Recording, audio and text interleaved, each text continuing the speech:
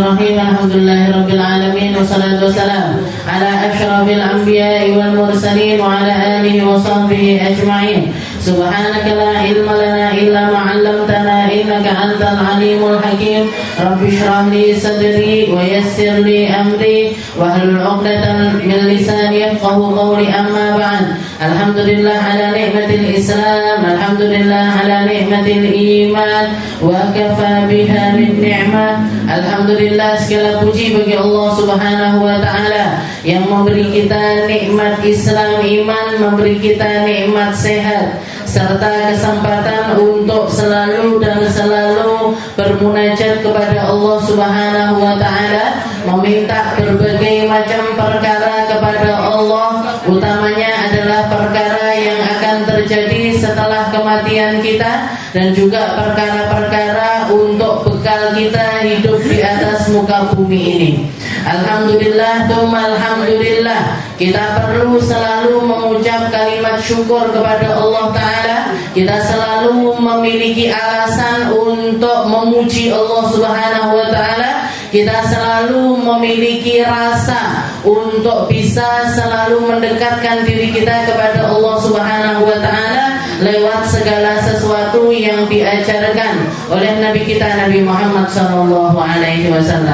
Termasuk diantaranya dengan kita belajar menanamkan keimanan di dalam hati kita, menanamkan keindahan di dalam pikiran kita, menanamkan segala sesuatu yang menjadi wasilah untuk mencari ridhonya Allah Ta'ala dengan seluruh anggota tubuh kita. Dan di majelis ini, di kesempatan ini, kita belajar tentang salah satu kitab ataupun ringkasan dari segala sesuatu yang menjadi bekalnya umat di dalam menghadapi keadaan dunia sampai akhirat.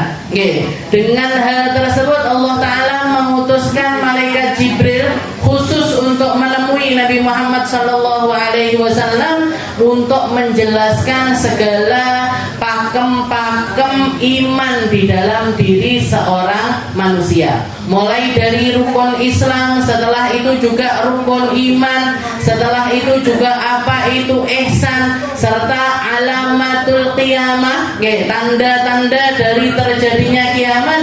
Semuanya diajarkan oleh malaikat Jibril lewat perantara jawaban-jawaban terindah dari Nabi Muhammad SAW. Hadisnya kita kenal dengan nama hadis Jibril. Hadisnya atau kejadian tersebut direkam oleh sekelompok sahabatnya Nabi Muhammad SAW. Utamanya di situ ada Sayyidina Umar bin Khattab. Mereka merekam karena zaman itu belum ada HP, belum ada alat rekam dan lain sebagainya. Maka mereka merekamnya dengan mata, mendengarnya dengan seksama. Setelah itu diceritakan turun-temurun kepada para orang, siapapun yang bisa mereka temui. Yang sampai akhirnya hadis tersebut sampai kepada kita. Jadi hadis hadis Jibril ini adalah termasuk salah satu hadis yang riwayatnya itu tidak pernah terbantahkan dari jalur manapun. Jadi Sayyidina Umar cerita ke sini, Sayyidina Umar cerita ke sini, ini meriwayatkan ke sini, terus seperti itu sampai kepada kita. Ini mesti jalurnya ini banyak. Jalurnya banyak dan bermacam-macam. Maka hadis Jibril ini termasuk hadis terkuat yang tidak terbantahkan dari semua jalurnya. Istilahnya apa? Istilahnya ini nggak mungkin dongeng. Ini nggak mungkin goroh, itu nggak mungkin. Ini sebuah kebohongan, itu sudah pasti sesuatu yang jauh dari apa yang kita dapatkan sekarang ini. Setelah itu dirangkum lagi sama para ulama, dirangkum lagi, dijelaskan lagi, ditafsiri lagi, sampai pada kita tersaji satu kitab yang menjelaskan secara istilahnya cukup sebagai bekal kita untuk belajar.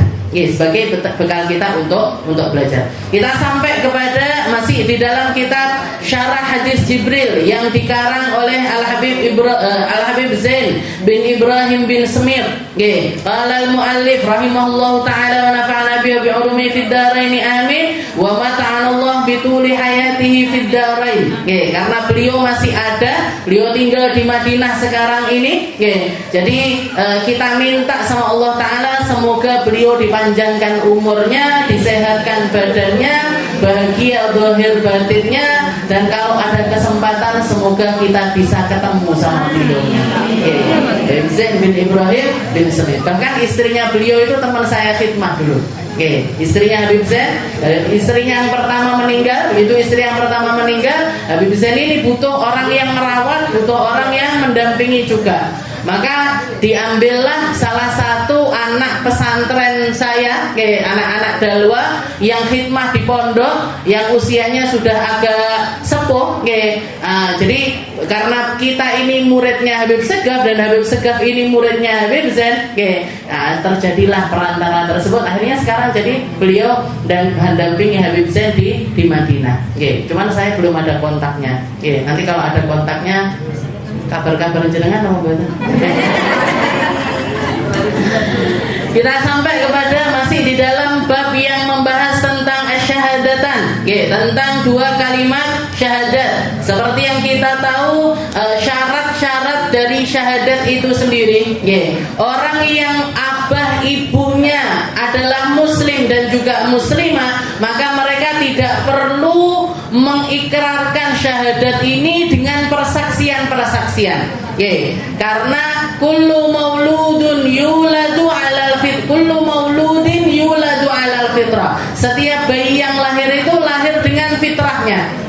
Cuman nanti orang tua, kalau orang tuanya Nasrani mereka ikut Nasrani, kalau orang tuanya Yahudi mereka ikut Yahudi, kalau orang tuanya Majusi mereka ikut Majusi. Maka begitu juga dengan orang tua muslim muslimah, kalau punya anak otomatis anaknya ini juga jadi muslimin ataupun juga muslimatin. Bisa jadi kalau laki-laki jadi orang muslim, kalau perempuan juga jadi seorang muslimah. Nah itu sebagaimana agama-agama lain semacam itu, Islam pun juga semacam. Jadi nggak perlu.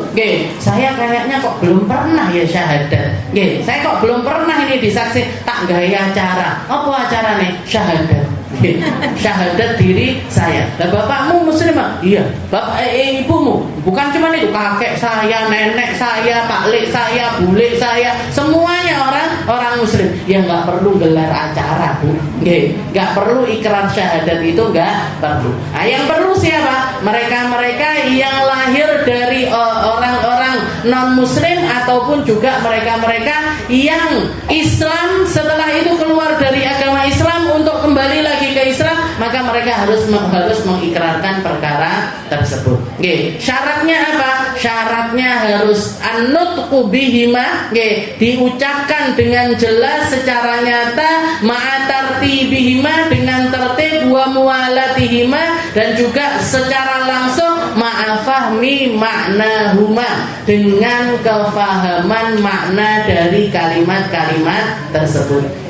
Jadi nggak boleh orang bersyahadat tanpa faham maknanya, itu nggak sah dari syahadat orang tersebut. Wa makna syahadatin, artinya syahadat ini apa? La ilaha illallah. Arti dari kalimat la ilaha illallah adalah a'lamu wa a'taqidu biqalbi jaziman. Saya mengerti dan saya meyakini dengan hati saya secara pasti, wa ubayyinu li ghairi haqqan, dan saya menjelaskan juga kepada orang-orang yang ada di sekitaran saya agar kalimat ini menjadi kalimat hakikat yang saya pegangi. Wa ubayyinu li ghairi haqqan, apa itu? Alla ma'buda bihaqqin fil wujudi illallahu wahda, bahwasanya tidak ada zat yang patut untuk disembah di seluruh jagat raya ini kecuali Tuhan yang namanya Allah dan memiliki sifat Esa. Tuhannya namanya Allah dan sifat utamanya adalah satu, wahidun. Jadi Allah Ta'ala itu satu, tidak ada sekutu bagi Allah Subhanahu wa Ta'ala. Tidak ada, Allah Ta'ala tidak bisa dibandingkan dengan makhluk, tidak bisa disetarakan dengan makhluk, tidak bisa dimiripkan dengan makhluk. Tidak ada yang menyamai Allah Ta'ala di dalam sifatnya, di dalam apa yang dikerjakan sama Allah Ta'ala, dan juga di dalam zatnya Allah. Jadi berbeda sekali dengan makhluk. Ini Tuhan yang kita sembah ini kita harus paham. Allah ma'buda bihaqqin fil wujud. Bahwasanya tidak ada sesembahan di alam semesta ini yang patut untuk disembah kecuali Allah Ta'ala. La minal ins wala minal jins. Tidak ada Tuhan lain yang berasal dari manusia, tidak ada Tuhan lain yang berasal dari golongan jin, tidak ada Tuhan lain yang berasal dari perkara-perkara yang kita lihat ataupun kita pandang. Itu semuanya adalah sesembahan-sesembahan yang batil. Nah, ini harus kita yakini. Jadi kalau misalkan ada orang nyembah api, nah ini sesembahan yang salah. Ada orang nyembah berhala, nah ini sesembahan yang salah. Ada orang nyembah Nabi Allah Isa, nah ini sesembahan yang salah. Ada orang nyembah Nabi Allah Uzair, nah ini sesembahan yang salah. Ada orang nyembah matahari, bulan, bintang dan lain sebagainya, nah itu semuanya adalah sesembahan-sesembahan yang batil. Jadi nggak ada yang bisa disetarakan dengan Allah Subhanahu wa Ta'ala. Allah la ma'budun bihaqqin fil, yang benar. Jadi sesembahan yang benar untuk disembah di seluruh alam semesta ini cuman Allah Ta'ala. Cuman golongan manusia ada yang salah di dalam menyembah. Ada orang nyembah perkara-perkara tersebut karena apa? Karena batilnya pemikiran mereka, karena batilnya apa yang mereka yakini. Karena ini adalah kebenaran mutlak yang nggak bisa dibantah dengan apapun. Ada orang nyembah sesembahan yang lain itu selalu salah. Itu selalu nggak benar. Itu selalu akan ada istilahnya bahkan dari permulaan penyembahan itu sudah salah. Makanya Allah Ta'ala ketika nyindir orang-orang Nasrani, Allah Ta'ala nyindir mereka dengan perkataan yang halus. Bahwasanya Nabi Allah Isa beserta dengan ibunya itu kana yakulanit ta'am. Dua-duanya itu dulu adalah manusia yang hidup dan biasa makan makanan. Karena yakulanit ta'am. Orang manusia itu kalau makan, berarti apa? Berarti dia itu diberi rezeki, bukan pemberi rezeki. Manusia itu kalau sudah makan, berarti ketika dia nggak makan ada lemah di dalam dirinya. Manusia itu kalau tidur, terus piye donya nelek Tuhane tidur. Gitu. Bahkan sindiran Allah Ta'ala yang lebih, karena yakulane ta'am, manusia itu kalau makan otomatis BAB. Ridho apa ndak kalian punya Tuhan? BAB. Kemana Tuhannya? Ke kamar mandi. Kemana Tuhannya? Ke toilet, kencing. Kan nggak masuk akal. Sesuatu sesembahan yang sangat jauh sekali dari nalar sebagai sesembahan. Makanya la ma'budu bihaqqin illallah. Keyakinan yang harus terus kita pupuk adalah keyakinan kita bahwasanya yang kita sembah ini Allah. Yang kita sembah ini Allah. Yang sifatnya yang semacam Allah, yang la ma'budu bihaqqin fil wujudi illallah wahdah wa annahu huwal ghani amma siwa, dan Tuhan kita ini adalah Tuhan yang gak butuh dengan apapun. Semua yang ada di alam semesta ini butuh kepada Allah Ta'ala, tapi Allah nggak butuh dengan apapun. Ketika Allah Ta'ala menciptakan sesuatu, Allah itu semuanya karena Allah Ta'ala ingin menciptakannya, dan karena Allah Ta'ala ingin melihat, ingin memperlihatkan kepada hamba seberapa besarnya kekuasaan Allah Ta'ala. Sebagaimana seorang pelukis baru akan dianggap sebagai pelukis yang handal ketika karya-karyanya ini diakui sama orang lain. Sebagaimana guru yang alim diakui sebagai guru yang alim ketika kebermanfaatan ilmunya ini dirasakan sama para murid-muridnya. Sebagaimana orang yang bekerja di dalam satu bidang baru bisa dikatakan sebagai pro di dalam pekerjaannya, ya, atau spesialis di dalam pekerjaannya tersebut. Ketika apa? Ketika dia itu melakukan pekerjaan tersebut, dan itu pun harus dilalui dalam waktu yang lama. Jenengan mau ya istilahnya kena istilahnya misalkan sakit, merasa dadaku kok loro ya, watanku kok loro ya, kakiku kok sakit ya. Jenengan akan datang ke rumah sakit mencari dokter yang terbaik, mencari dokter yang pengalamannya ini sudah panjang. Kamu dokter apa? Oh, saya dokteran. Mau jenengan periksa ke dokteran? Mau jenengan periksa ke dokter yang belum punya pengalaman atau nggak punya ijazah, nggak punya sertifikat lulusan kampus ini, nggak akan percaya kita. Seorang arsitek dikatakan arsitek yang handal ketika dia, ini loh karya saya, ini loh rumah bangunan yang saya bangun, ini rumah yang saya rancang, ini gedung yang saya bikin. Jadi mereka itu dianggap sebagai seseorang yang semacam itu karena apa? Karena sepak terjangnya. Begitu juga dengan Allah Ta'ala. Kenapa Allah Ta'ala menciptakan alam semesta ini? Agar makhluk-makhluknya, terutama adalah manusia dan juga para jin, bisa menalar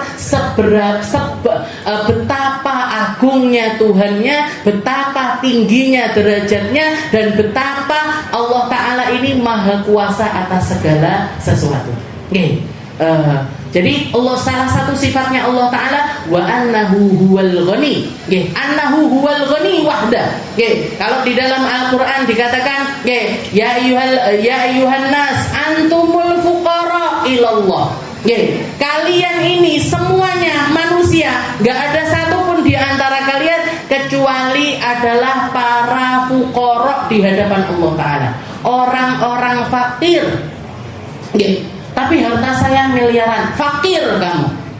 Harta saya triliunan, fakir kamu. Kalau di hadapan Allah Ta'ala, antumul fuqara ilallah, wallahu huwal ghani, wallahu huwal ghani wal hamid, wallahu wal ghaniyul hamid. Satu-satunya yang kaya cuman Allah.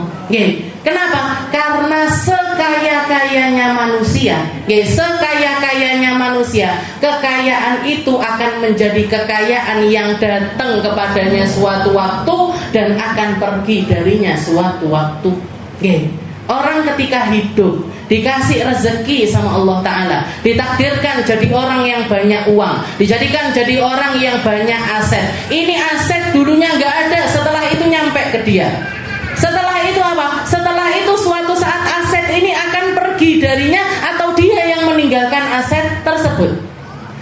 Manusia ini sekarang, ini harta saya, ini anak saya, ini jabatan saya, ini milik saya. Iya, tapi semua perkara yang kamu sebutkan itu dulunya kamu nggak punya, dan nantinya akan kembali kepada nggak punya lagi. Selalu ada masa pertemuan, selalu ada masa perpisahan. Ada waktunya kita itu dikasih, diamanati sama Allah Ta'ala, ada waktunya amanat tersebut diambil sama Allah. Entah amanat itu yang diambil dari kita atau kita yang meninggalkannya. Oleh karena itu semua manusia itu antumul fuqara ilallah. Katanya Allah Ta'ala, sadaro lek kalian itu fakir, sadaro kalau kalian itu lemah, Sadaro kalau kalian itu nggak mampu apa-apa kecuali atas segala sesuatu yang diizinkan oleh Allah Ta'ala untuk sampai kepada kita. Nggak ada celah Bu bagi kita untuk sombong, itu nggak ada celah. Nggak pantas manusia itu menyombongkan dirinya, itu nggak pantas. Kamu sombong karena apa? Saya kan cantik. Saya ngekei cantik sopo? Apa kamu yang ngukir kecantikanmu? Apa kamu yang istilahnya membentuk dari kecantikanmu tersebut? Ada orang sombong karena keilmuannya. Saya kan berilmu. Yang ngasih kamu ilmu siapa? Yang menakdirkan kamu untuk dapat ilmu itu siapa? Jadi sebenarnya kalau kita lihat di dalam riwayat kehidupan kita, nggak nol. Jadi kontribusi diri kita terhadap diri kita sendiri itu nol sebenarnya. Kita bernafas dengan oksigennya Allah. Kita makan dengan rezeki dari Allah. Kita jalan dengan kekuatan dari Allah. Kita berpikir dengan pola pikir yang diberikan sama Allah Ta'ala kepada antumul fuqara ilallah. Kalian ini fakir semuanya. Kecuali sesuatu yang Allah Ta'ala berikan kepada kita, tapi saking banyaknya apa yang Allah Ta'ala berikan kepada kita, dan itu menjadi sesuatu yang terus menerus kita dapatkan, nggak pernah terskip sama sekali, nggak pernah nggak pernah lepas dari diri kita, sampai membuat kita ini lupa kalau itu semuanya datang dari Allah. Saking apa? Saking selalu berjalan dengan keadaan diri kita. Dipitet karo Gusti Allah sedikit aja baru terasa Bu. Dipitet ini jantung ini setiap harinya berapa kali berdetaknya? Berapa liter darah yang dipompa ke dalamnya, dikeluarkan, dipompa lagi, dikeluarkan, dipompa lagi, dikeluarkan. Kita nggak merasa kalau itu adalah sebuah kenikmatan yang besar. Kenapa? Mulai dari bayi sampai sekarang, ya deg-degan terus. Nggih napa mboten? Jajal dicekal. Dodone dene dulu. Deg-degan napa mboten? Deg-degan. Apakah saya jatuh cinta? Padahal yang dari saja ngono kuwi dodo. Memang seperti itu detak jantung kita. Nanti baru terasa ketika apa? Dipidet sama Allah Ta'ala. Nggak usah dimatikan. Dikasih sumbatan kecil aja. Kasih sumbatan tek. Wes lorone ndak karu-karuan. Sakitnya enggak kira-kira. Dibawa ke dokter, dibawa ke rumah sakit, katanya dokter, oh ini harus pasang ring nih. Lagi kerasa, ya Allah, sekian tahun atau bahkan mungkin sekian puluh tahun saya mendapatkan nikmatnya jantung yang sehat tanpa saya pernah berterima kasih atas nikmatnya jantung. Tahu jenengan sujud syukur untuk jantung? Tahu jenengan sujud syukur untuk liver? Pernah jenengan sujud syukur untuk empedu? Atau sujud syukur untuk bulu hidung? Sudah pada jantung kok bulu hidung? Nikmat loh Bu. Bulu hidung, alis, idep dan lain sebagainya, ini semuanya nikmat dari Allah Ta'ala. Dan kita selalu lalai dari nikmat itu. Kita enggak merasa kalau nikmat itu adalah nikmat-nikmat yang besar dari Allah Subhanahu wa ta'ala. Antumul fuqara ilallah.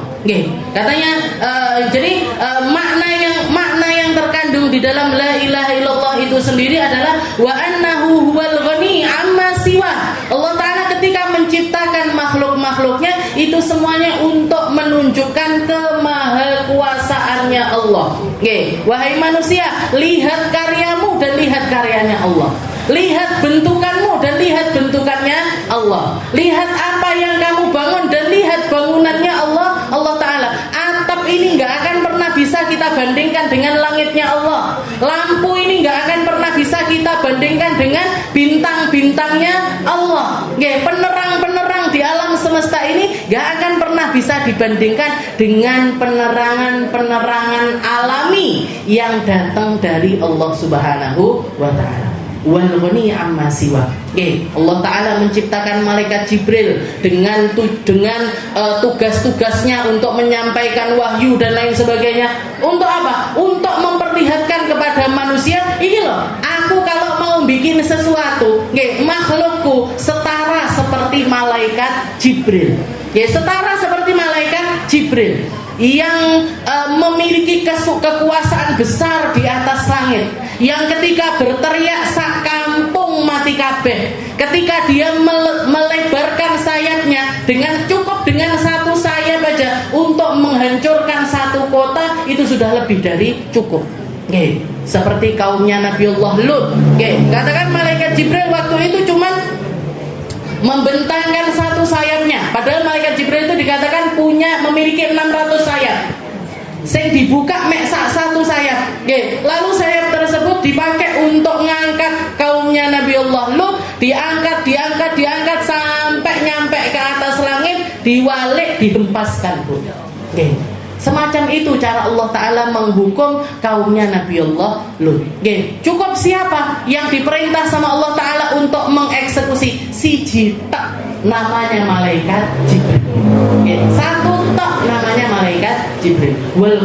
Tapi kalau misalkan Allah Ta'ala nggak punya malaikat Jibril gimana? Nggak apa-apa. Allah Ta'ala nggak punya malaikat gimana? Nggak apa-apa, nggak masalah. Allah Ta'ala nggak punya jin, manusia, dan lain sebagainya, nggak masalah, Bu. Huwal ghani amma siwa. Allah Ta'ala enggak butuh apapun, tapi segala sesuatu butuh kepada Allah Ta'ala. Huwal ghani amma siwa. Al-muftaqiru ilaihi kullu ma ada. Segala sesuatu yang ada butuh sama Allah Ta'ala. Makanya salah satu surat yang menjelaskan tentang sifatnya Allah Ta'ala, surat Al-Ikhlas. Qul huwallahu ahad, Allahus samad. Apa itu maknanya as-samad? As-samad itu al-muftaqiru ilaihi kulla syai'. Zat yang maha digantungi oleh semua makhluk, dan dia tidak bergantung dengan apapun. Tuhan kita ini punya sifat as-samad. Apa itu as-samad? Allah Ta'ala yang berdiri sendiri tanpa bantuan siapapun. Allah Ta'ala mampu, tapi segala sesuatu butuh sama Allah Ta'ala. Bahkan dikatakan tidak ada satupun daun yang jatuh kecuali atas izin Allah. Daun ini loh, Bu, diperhatikan kalau Gusti Allah. Masa kita nggak diperhatikan sama Allah? Daun jatuh itu izinnya Allah. Kita noleh gini atas izin Allah, noleh ke kiri, yo izinnya Allah. Kalau Allah Ta'ala nggak ngizinin, pas tengengen nih, kok nggak bisa nengorin ya? Allah Ta'ala lagi nggak ngizinin kita untuk noleh ke sana kemari. Jadi semuanya atas izin dari Allah Ta'ala. Al-muftaqir ilaihi kullu ma ada. Muttasif bi kulli kamal, munazzah 'anil naqs. Allah Ta'ala itu bersih dari setiap sifat-sifat yang buruk, dan bersifatkan dengan semua sifat-sifat kesempurnaan. Semua sifat sempurna itu ada pada diri Allah Ta'ala, dan semua sifat kekurangan itu bebas dari Allah Ta'ala. Munazzah an kulli naqsin wa muttasif bi kulli kamal. Semua sifat sempurna ada pada diri Allah Ta'ala. Makanya di dalam ayat kursi Allah Ta'ala juga mengatakan la ta'khuduhu sinatu wala naum. La ta'khuduhu, tidak tersentuh pada diri Allah Ta'ala sinah. Sinah ini apa? Sinah itu juz'un minan nu'as. Sebagian kecil dari rasa ngantuk, itu namanya sinah. Wala naum, apalagi tidur. Allah Ta'ala itu nggak pernah tidur, bahkan tersentuh sinah aja nggak. Jadi sedikit dari ngantuk itu nggak ada. Lawake dhewe kan ngantukan. Mau coba saudan ngantuk, mau tiba ngantuk, kataman ngantuk, saya ngaji ngantuk, tambah neh. Jadi kita ini makhluk yang selemah itu hanya dikasih sama Allah Ta'ala ngantuk sedikit aja, wes gak iso nyapa-nyapa, mikir wes blank. Kuping semak samar-samar sing dirungokne, sing mlebu karo sing metu akehan sing metu. Mata berkunang-kunang, asine usah iki sampai jam piro. Sikil wis lemet-lemet dan lain sebagainya. Tapi Allah Ta'ala ta'khudhuhu sinatun wala naum. Sedikit dari rasa kantuk aja nggak pernah dicicipi sama Allah Ta'ala. Kenapa? Karena huwa munazzahun an kulli naqsin. Karena Allah Ta'ala bersih dari setiap sifat-sifat kekurangan. Manusia ini tempatnya kurang, Allah Ta'ala bebas dari kekurangan. Manusia ini tempatnya keburukan, Allah Ta'ala bebas dari setiap keburukan. Makanya ketika kita itu jalan menuju Allah Ta'ala, sebenarnya kita itu berjalan menuju kesempurnaan. Ketika kita mendekat sebagaimana manusia dengan manusia yang lain, ketika dekat itu nulari. Maka manusia ketika mendekat kepada Allah Ta'ala akan ada banyak perkara-perkara dari sifatnya Allah Ta'ala yang akan datang kepada diri seorang hamba. Yang akan datang ke dalam diri seorang hamba. Jenengan napa tumon para sahabatnya Nabi Muhammad SAW itu disifatkan kalau lagi ngaji di hadapannya Nabi Muhammad SAW atau lagi nyemak Quran, mendengarkan Al-Quran, mendengar di kajian-kajian semacam ini, dikatakan mereka itu duduk nggak bergerak di hadapan Nabi, kepalanya menunduk, ka'anna fi ru'usihimut thair, seakan-akan di atas kepala mereka ini ada ada burung-burungnya. Kalau ada burung mencok di atas kepalanya para sahabat itu nggak pergi. Dari saking apa? Dari saking khusyuknya para sahabat mendengarkan setiap perkataan-perkataan Nabi Muhammad SAW. Tapi diceritakan di waktu yang lain, diceritakan di dalam Al-Quran ketika mereka ada di depan para musuhnya, ini barisan peperangan ini sudah ditata sama Nabi Muhammad SAW, malah ngantuk. Sampai sebagian di antara mereka bawa kurma, kurmanya ceblok bu. Kalau kita kan sebaliknya, neng goreng ngarepe musuh, saged jenengan ngantuk. Misalkan di depan situ ada demo, di depan situ, depan SMA Boyolang itu ada demo, ada kita dengar kabar, enek sing nggawa bedil, enek sing nggawa pedang, parang ini dan lain sebagainya. Ini yang di sini ndak kira ngantuk. Sing saiki ngantuk langsung malah terus aku kok mulai piye? Ora aku kebacok piye? Lah nggak akan bisa ngantuk. Kenapa? Karena musuh ada di depan. Karena sesuatu yang membahayakan kita ada di depan kita. Ini sahabatnya Nabi ini kewaliane bu. Di majelis gak bisa ngantuk, awake dhewe ngantuk neng majelis. Kita ngantuk di majelis saking tenangnya, anzalat alaihimus sakinah, ketenangan yang datang dari Allah Ta'ala. Yang tenang itu hatinya bu, yang tenang itu hatinya, duduk moton. Jadi para sahabat itu dapat sakinah yang sebenarnya itu mereka dapat di depan Nabi nggak bisa ngantuk. Di depan Nabi dengarkan dengan seksama. Makanya catatan hadisnya Nabi itu luar biasa banyak. Luar biasa banyak yang sampai kepada kita. Kata-katanya Nabi kalau diibaratkan sekarang ini kan kayak quote-quote-nya Nabi. Kayak quotesnya Nabi, kayak kalimat-kalimat pendeknya Nabi. Itu banyak yang sampai kepada kita karena gurune Nabi Muhammad SAW, muridnya adalah semacam para sahabat-sahabatnya Nabi.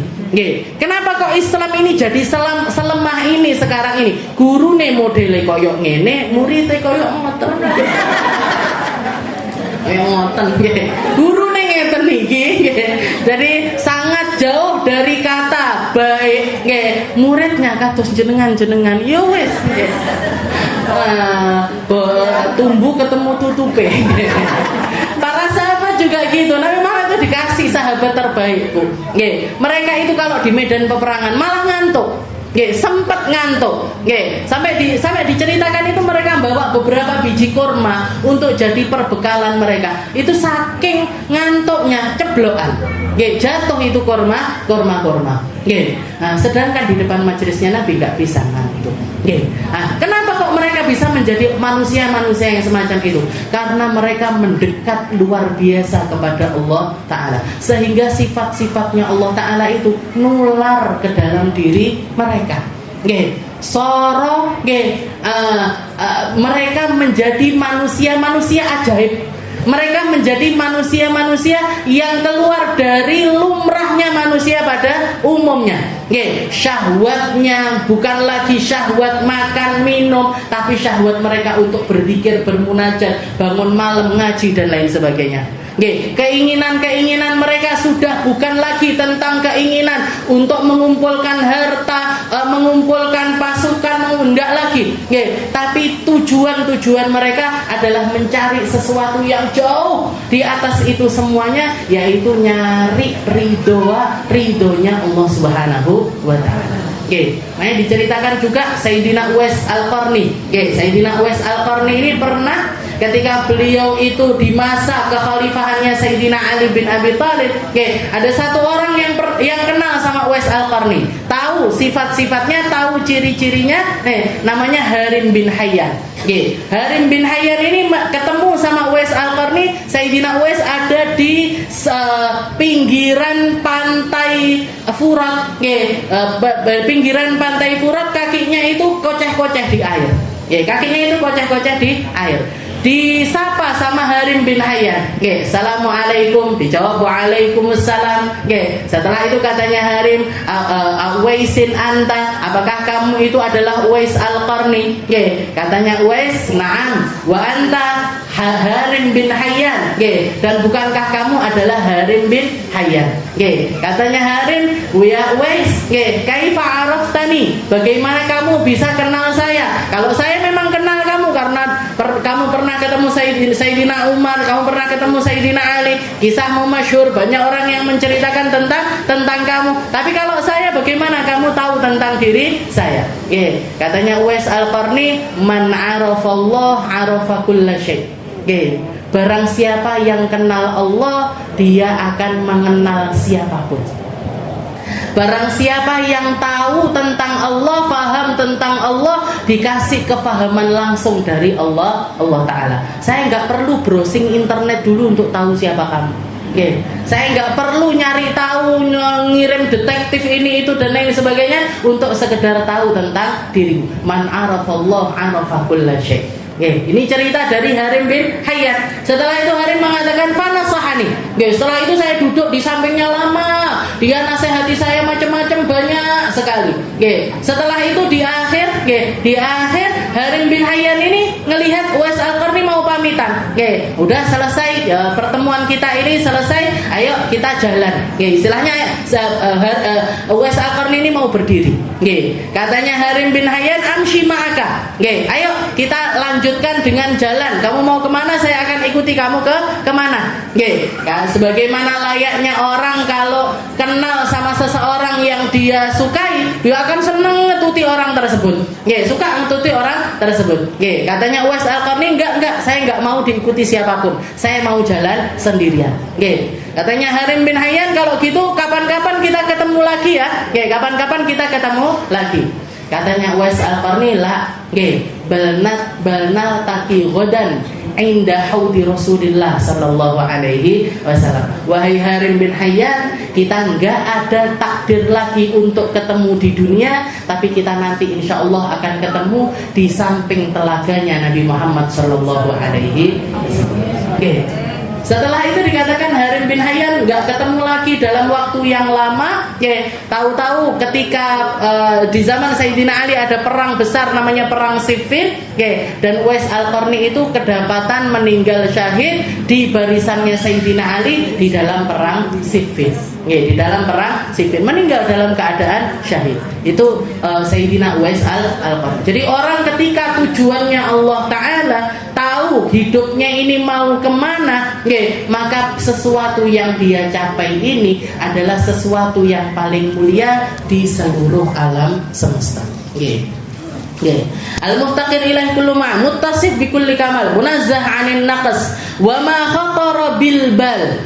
Dan semua yang tersirat di dalam hati manusia itu sifatnya Allah Ta'ala jauh dari apa yang kita sifatkan. Jadi Allah Ta'ala itu nggak bisa dibayangin, Bu. Sebagaimana Allah Ta'ala nggak bisa dibentukkan di dalam sebuah bentuk, Allah Ta'ala juga tidak bisa dibayangkan dengan bayangan manapun, dengan bayangan siapapun. Jadi nggak bisa kita itu menerka-nerka Allah Ta'ala itu semacam apa, seperti apa. Itu sesuatu yang harus kita hindari dari akidah kita. Lam yattakhidz sahibatan wala waladan. Allah Ta'ala tidak punya, tidak beranak dan tidak diperanakkan. Gak ada yang setara dengan Allah Ta'ala. Lam yattakhidz sahibatan wala waladan. Gak ada Tuhan yang setara dengan Allah, dan juga tidak ada Tuhan yang diperanak. Jadi istilahnya Allah Ta'ala itu punya sifat hayyun, hidup. Maksudnya apa? Huwa hayyun, Allah Ta'ala itu hidup bidunal awal wala akhir, tanpa adanya awal, tanpa adanya akhir. Allah yang menciptakan awal, Allah yang menciptakan akhir. Allah Ta'ala gak butuh awal, gak butuh akhir. Kita manusia butuh tempat, Allah Ta'ala gak butuh tempat. Kita manusia butuh arah, Allah Ta'ala gak butuh arah. Kita manusia butuh waktu, Allah Ta'ala gak butuh waktu. Allah yang menciptakan waktu, Allah yang menciptakan arah, Allah yang menciptakan segala sesuatu. Jadi apa yang menjadi kebutuhannya manusia gak pernah menjadi kebutuhannya Allah. Allah Ta'ala gak butuh apapun, gak butuh apapun. Makanya, tapi kenapa kok kita doa itu ke atas? Karena manusia butuh arah. Karena manusia untuk butuh arah, dan dari sekian banyak macamnya arah, yang paling menunjukkan sifat tinggi dan mulia adalah arah ke atas. Makanya manusia itu kalau doa ke atas. Kenapa? Karena manusia butuh arah, meskipun Allah nggak butuh arah. Misalkan jenengan dongone ndelusep sekalipun, kita doa sambil terlentang sekalipun, kita doa sambil murep sekalipun, kita doa sambil nungging sekalipun, Allah Ta'ala akan mendengar doa kita. Allah Ta'ala memahami maksud kita. Allah Ta'ala akan mengabulkan setiap permintaan kita. Nah, itu Allah, itu sifatnya Allah Ta'ala. Lam yattakhidz sahibatan wala waladan. Enggak ada yang sekutu dengan Allah. Wala yumathil fi dzatihi wa sifatihi wa af'alihi ahadan. Dan tidak ada yang menyamai sifatnya Allah Ta'ala.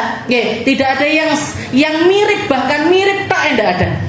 Di dalam zatnya enggak ada, di dalam sifatnya enggak ada, di dalam apa yang dibikin sama Allah Ta'ala juga enggak ada. Nggak bisa. Allah Ta'ala itu nggak bisa dibandingkan dengan makhluk. Kita mendengar, Allah Ta'ala maha mendengar. Tapi kalau manusia mendengar, manusia ini butuh banyak hal untuk bisa mendengar. Butuh daun telinga, butuh gendang telinga, butuh syaraf-syarafnya telinga, butuh banyak hal di dalam telinga untuk bisa membuat manusia ini mendengar. Tapi kalau Allah Ta'ala itu untuk mendengar nggak butuh semua ini. Dan pendengarannya Allah Ta'ala tanpa batas. Kalau manusia terbatas. Makanya kenapa kok saya ngaji ini saya butuh mikrofon. Kenapa? Kalau nggak pakai mikrofon, yang belakang nggak kedengeran. Yang belakang nggak kedengeran. Jadi karena telinga manusia ini terbatas, dia hanya sebatas mendengar apa yang ada di sekitarannya. Kita ngobrol di sini, kita membahas banyak perkara di dalam majelis ini. Mungkin di belahan dunia yang lain ada orang bahas perkara yang sama. Tapi yang bisa kita dengar yang di sini, yang di sana nggak kedengeran. Kok yang di belahan bumi sana? Nenggone sing sebelah iki lho ndak krungu. Kantornya Al-Hakim lagi ngobrolin apa nggak tahu kita, gitu. Yang di balik tembok ini ada yang bicara apa kita juga nggak tahu. Jadi manusia semuanya serba terbatas dan butuh banyak hal untuk mendengar. Allah Ta'ala jauh dari semua sifat itu. Makanya kalau manusia mendengar, Allah Ta'ala maha mendengar. Laisa yumathilu